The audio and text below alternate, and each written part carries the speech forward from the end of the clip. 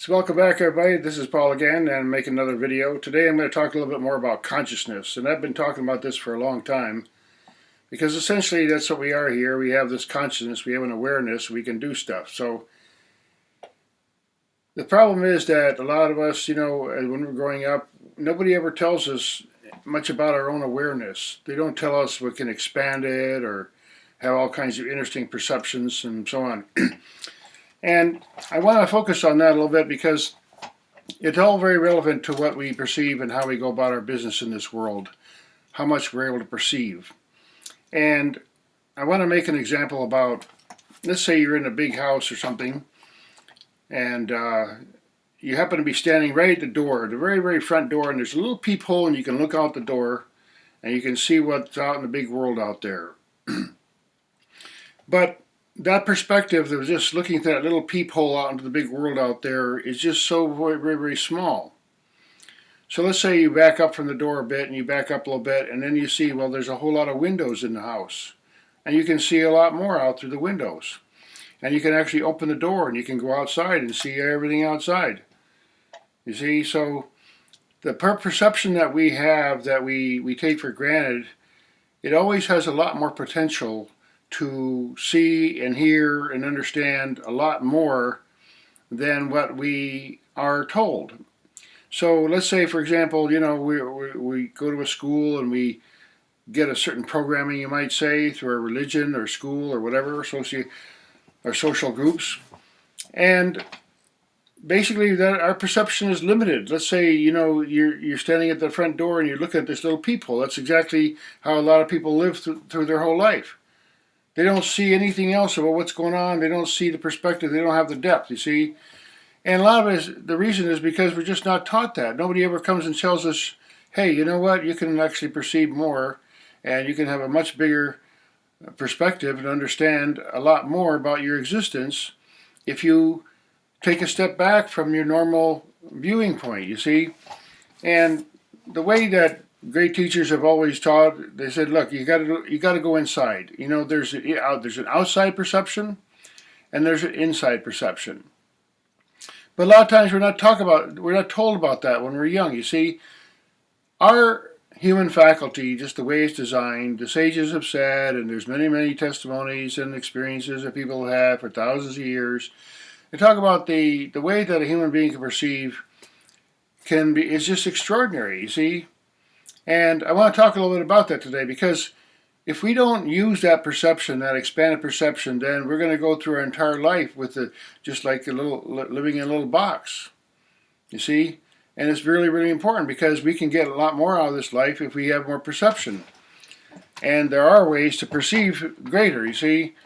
And that has to do with meditation and, cleansing our body and just living a little more focused life and a bit more attentive. But particularly going inside through the inner world, what is our real identity? This has been a great discussion for a long, long time. What are we? Who are we? What is this awareness? And all the sages say, look, our awareness is a lot greater, as I've been saying. So how do we do that? And let's say, for example, our perception is limited because we imagine something. Now, this is another big problem that people have. You see, as human beings, we all have that. We get told about something, and then we immediately create imagination about something. Let's say, for example, I was born in India, and I know certain areas of India. And if I could tell people on and on about that particular location in India, but they wouldn't really have their own personal understanding.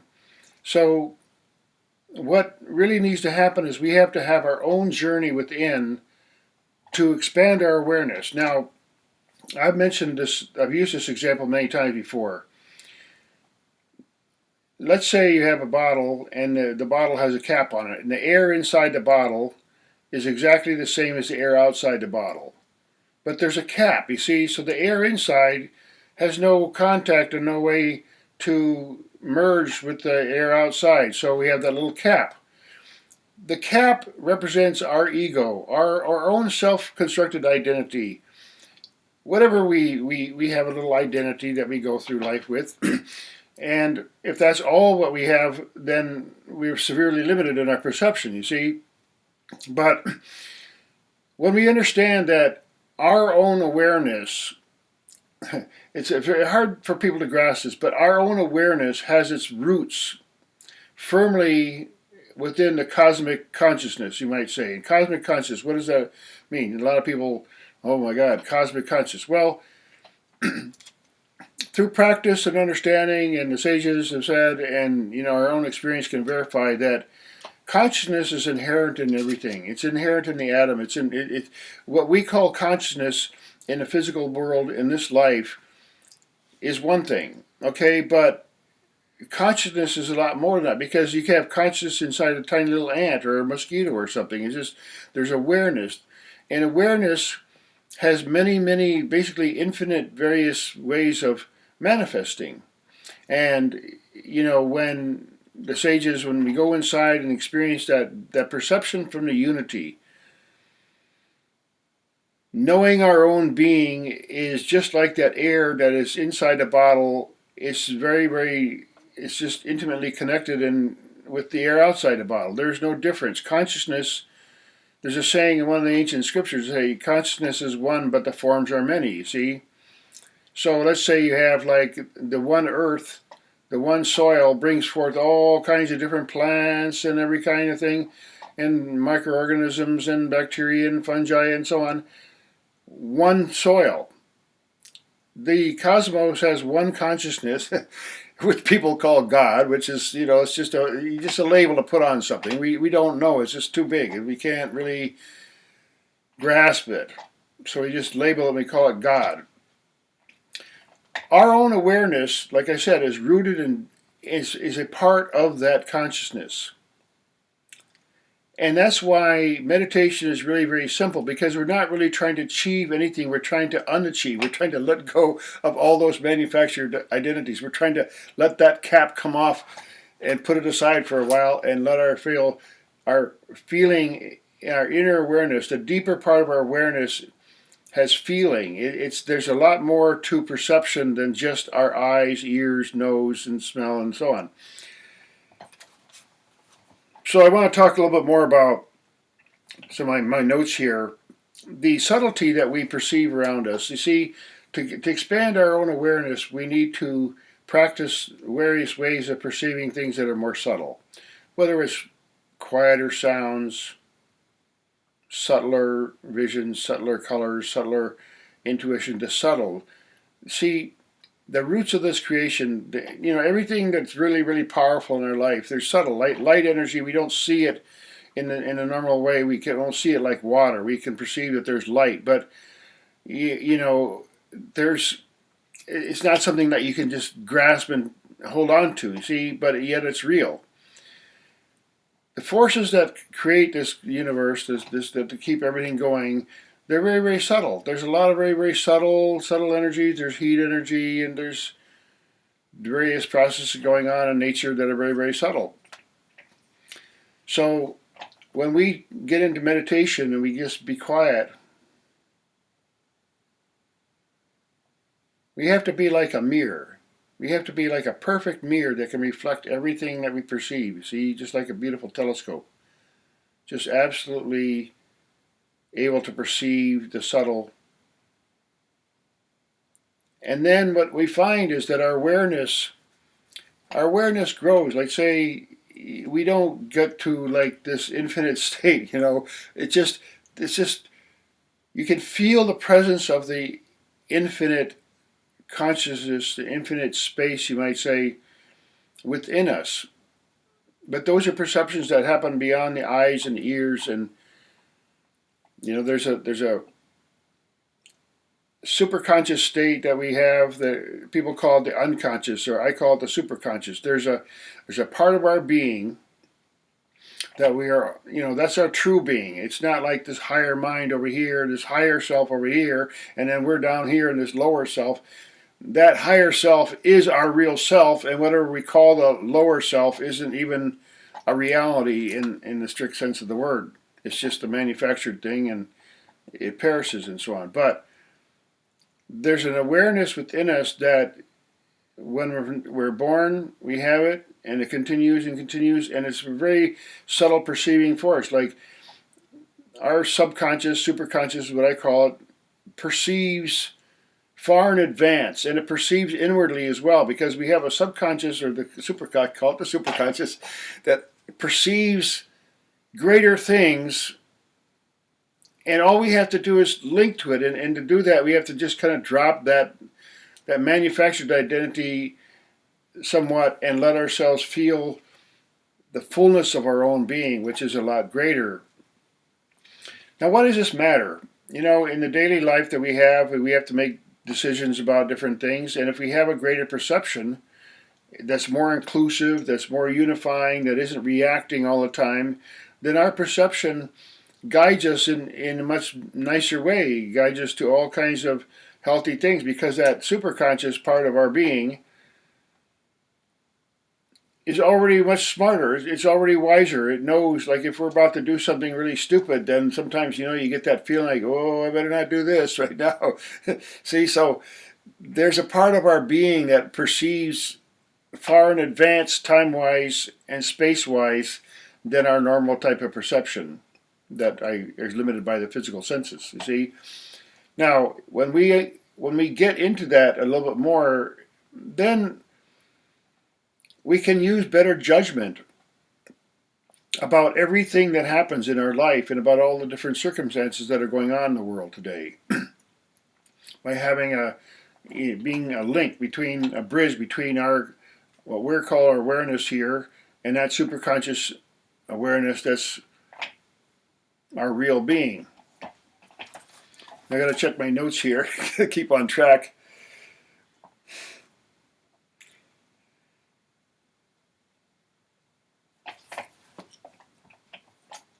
It's really, really important to remember, and again, I talk about this a lot, but how does it apply to our real world? Well, there's a lot of intuition that we have about different things that we need to trust sometimes.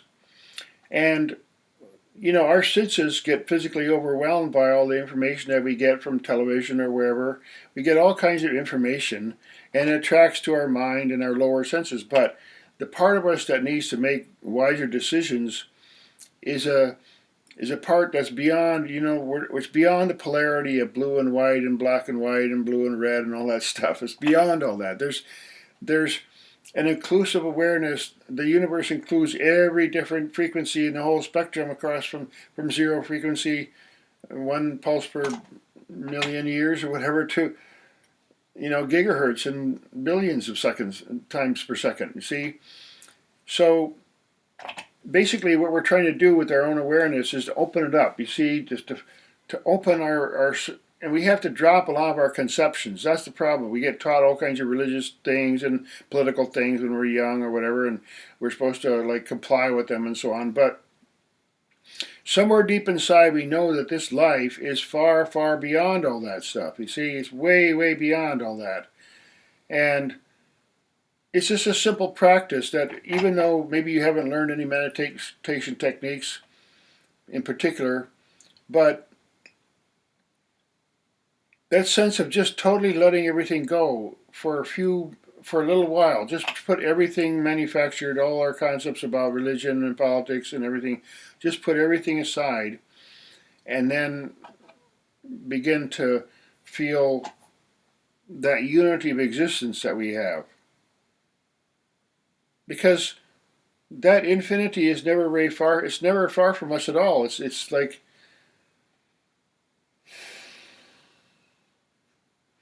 it's just a breath away. And I know I repeat this point a lot when I talk about consciousness and perception, because it's really, really important. And in our particular situation right now, we have this whole COVID thing and so on. And, I got a strike on YouTube because we're talking this and wrong things about that. But all I do is try to tell people, look, just use your common sense here. Tuberculosis still exists, for example, and its death rate is 15%, and it killed 1.5 million people in 2018. and they never had a lockdown and no restrictions on flying or anything and no masks. So just use your own common sense and figure this out, because whatever happened to those diseases that they don't talk about anymore, see? But opening our perception applies to a lot more things than that. And, it's just a wonderful thing to try to expand and understand. Again, just dropping everything. You see, that's the problem. We have a lot of different concepts about things, but we don't see the reality. And to see the reality about anything, we have to not react to it, because whatever we perceive, you see, now there are people in certain situations, like medical situations, and they cannot react to what they see. They see damage in bodies and so on, and there's bad stuff that people see, and they can't do that kind of job, and if they react to everything, you see, they have to respond in an appropriate way and not be affected so much. You see, now the same thing applies to a lot of things that are going on in this world today. We see all kinds of crazy stuff, and to make a good decision about it, we have to use our own intuition, to use our own connection to the cosmos and to the ultimate reality and to our inner being, and to use our intuition to go beyond the politics or the popular way of thinking that happens, political correctness and all that. And as you can see, I've mentioned this in many other videos, that when politicians get a hold of anything, it just like screws everything up. And so they get a hold of whatever it is, it's a virus or it's a war or something, and they just, oh man, I'm gonna get famous now if I only do, I go along with the crowd or whatever. The politicians think they're, if they say the right things and do the right things and go along with the socially accepted thing, then they're going to be popular and whatever. And unfortunately, that's, we don't have enough politicians who have the guts to just stand up and say, hey, wait a minute here, Emperor's New Clothes time, folks. We're not going to, I'm not going along with that. So, again, I get back to perception. Perception, subtleties, means being quiet mentally, just like a pond that has no ripples whatsoever, just absolutely calm. And then one little thing falls in it, like a little leaf or a little stone falls in that pond, and it creates a little ripple. See, from a point of calmness, then any little perception, the slightest little thing that we perceive, and we don't react to what we perceive, then we can perceive reality. Now, I want to talk a little bit about energy. There's a saying in one of the Carlos Castaneda books. A lot of people haven't heard of it, but it was a Mexican shaman guy. I guess I don't know the right word is, the shaman. Anyway, he taught this one American student a whole lot of stuff, and he said that people perceive the world as just objects, but you need to perceive it as energy, because that's essentially what it is. I mean, let's say you look at a car and you can see the shape of the car and everything like that, but there's a lot more to the car than just the shape. It has electronics, and it has moving parts, and it has heat, and it has fuel, and it has water in it, and there's a whole lot of things going on inside a car that you don't perceive just looking at the outside shape. And it's the same exact way with other people, with human beings. You look at each other and people make a lot of judgments, because of the concepts, you see. But inside a human being, every single human being, there's something divine. There's that spark of awareness that is literally, it's like there's one thread of consciousness that goes through all beings. And when you look at another being, even like people, they love their animals and their pets a lot, even more than people, because they don't have a reaction to the other people, but they might see a person that is very different than them, and they just immediately react and like, well, I can't like them, I can't love them or anything, even though they love their ugly dog, they don't want to love any other people. So it's really a sad situation where human beings are have all this potential to have tremendous amounts of awareness and consciousness, but then they don't. They don't get it. They just don't. They spend their whole life never expanding their awareness, always getting instead of letting the air within their own being merge with the air in the cosmos, you might say, just like that bottle. They just proceed to put more and more caps on the bottle, and they dress up the bottle, and that miniature identity that we create for ourselves is so tiny compared to what we really are. And this is where all the sages say, what you really are. I mean, if you really, you are gods, you are divine beings, or you are, if you have an awareness as a human being, you have like this gift.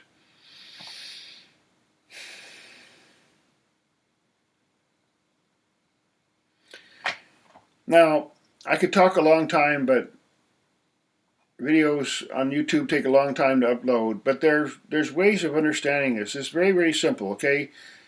Our perception is just like it'll expand naturally if we just relax for a while. Because when all our thoughts, we just tie ourselves in knots, you see? And you can sit down and meditate for a while, and you'll start to get all these awareness. You start thinking about things you never thought about for 10 years, and worrying about things you don't need to worry about, and all that kind of stuff. So it's a habit pattern of entertaining our thoughts. But when you sit down and you meditate, I heard this one example a yogi gave. Said, like, let's say you're sitting by the river and you're watching and having a beautiful experience and watching the river flow by, and then you start seeing some fish jumping. And then you start thinking, I wonder why that fish is jumping. Maybe there's another fish jumping, chasing it, or maybe there's some other thing happening under the water, and you wonder where's the fish going and all that. And all those things are irrelevant, you see.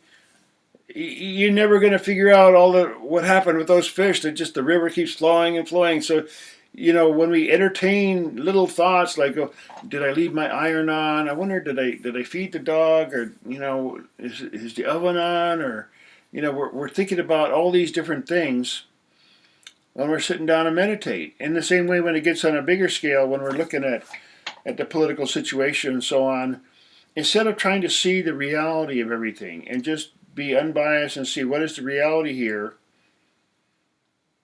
the people just go on and on and on, just thinking about this and that, and if only so and so had been elected, and what if this happened, and what if that happened, and if this person becomes a judge, it's all over, and if we can't elect so and so, all these different things, and we're not going to perceive the accuracy accurately about anything in this world if we're always just like sticking to those mundane, useless thoughts that have been other people, you adopt other people's thinking. You don't even think for yourself, you see. Now, when it comes to all the different situations that are going on right now, that the mass and all the other, we're basically told a lot of untruths, you see, and a lot of half-truths. So, again, we have to get out of that normalized thinking that everything is a concept, okay, like a political concept, like, okay, the blue party's the right one, or the red party's the right one, there's nothing in between. You see, that doesn't make any sense, really, obviously, see? So, I hope people take to heart a lot of what I'm saying here, to really try to increase their perception and try to get into some meditation and try to help themselves understand that there's a lot more to this existence than we're told, you see, and we need to appreciate that and enjoy that within our own being. And that takes getting away from the political situation for a while and just stopping all that. Just drop all of it, all the stuff that's dealing with politics. Drop it down for a while so we can experience life from a deeper place with a greater expanded perception. Now, I see my video is running about 24 minutes now, and that's going to take up quite a bit of time to load and so on. I hope people enjoy these videos. I put my 2 cents out there. I think we all should at least, have a dialogue. that we have a lot in common, and we're all linked by that one thread of perception, that one thread of consciousness that goes throughout the cosmos. There's only one awareness. We have a little tiny piece of it, and we hang on to it, and we identify when we say, this is mine, you see. But it was a gift when you just got it when you were born, and then someday it's there. So it's kind of like this, when you're born, you have a consciousness. And it can be scattered everywhere and thinking this and that and everything. And in all our life, if we don't settle that consciousness and get into a place of neutrality, of non-duality, then we're going to miss a lot in life, and especially we're going to miss a whole lot of joy. But our perception is going to falter and fail us if we just limit it to the concepts that we get presented by television and so on. See, they don't have, TV is not going to tell us who we are. They want to tell us what to think and everything, but they don't really know, you see. So, listen to people who know more than the TV. So, I know these videos are long. I appreciate it. I hope people share and like them. And pass it around. If it helps two people in your whole life, I mean, fine, So put your 2 cents out there. I appreciate the comments, the polite comments, and discussion. And thanks again for listening. And I hope to see you in another video.